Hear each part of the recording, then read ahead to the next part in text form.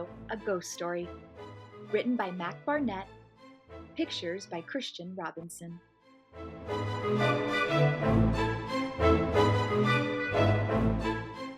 This is Leo. Most people cannot see him.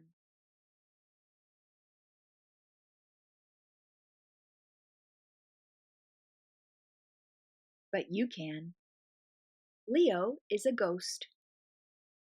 For many years, Leo lived by himself in a house on the edge of the city, reading books and drawing pictures in the dust.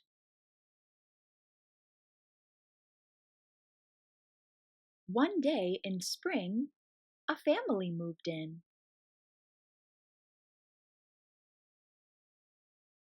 Leo was glad to have company. On the family's first night, he made them mint tea and honey toast. Leo thought he was being a good host. But the family saw things differently. They hid in the bathroom and locked the door.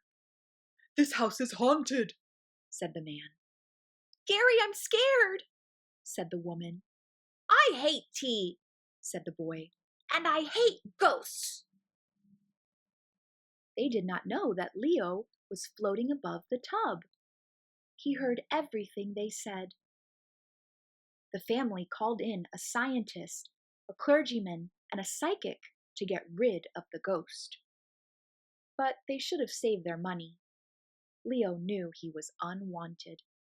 He said goodbye to his home and left. I have been a house ghost all my life, Leo thought. Maybe I would like being a roaming ghost for a while. So Leo roamed. Leo saw the city and the people who lived there. Nobody saw Leo. The city was not like Leo remembered it. Some places were wonderful. Some places were scary. Everywhere it was so noisy. Leo went to a street corner where his favorite candy store used to be. Now nothing was there. "Excuse me," he asked a police officer. "Do you know where—" The officer walked right through him. There was an afternoon when Leo found himself roaming along a sidewalk covered in drawings. He came across a girl holding chalk in her hand. The girl looked up and stared right at Leo. "I'm Jane," she said. "What's your name?" It was so strange to be looked at that at first Leo said nothing. Finally he replied, "I'm Leo." Jane nodded. "Leo, do you want to play Knights of the Round Table?" "Yes," Leo said, because he did. "Good," said Jane. "First you have to get knighted by the king." "Who is the king?" Leo asked. "I am," said Jane. "That's why I'm wearing this crown on my head." Leo looked at her head. He did not see a crown. Still, he kneeled down and was knighted on the spot. Leo and Jane sat at a table. "Sir Leo," said Jane, "meet Sir Ruffs, a loyal dog. Don't you think he looks handsome in his armor?" "Yes," said Leo. He bowed at an empty chair. "And Sir Leo," said Jane, "this is Sir Muse, a loyal cat. Don't you find his whiskers wise-looking?" "I do," said Leo, and he bowed again. "And finally," said Jane, "this is Sir Squawks." Leo interrupted, "A loyal bird." Jane frowned. "No," she said. "Sir Squawks is a giant hamster." "Oh," said Leo. Well, I'm not wearing my glasses." Jane squinted at the chair. "I guess," she said. "Jane!" A woman's voice came from another room. "Tell your imaginary friends goodbye and come down to dinner." "Fine," said Jane. She turned to Leo.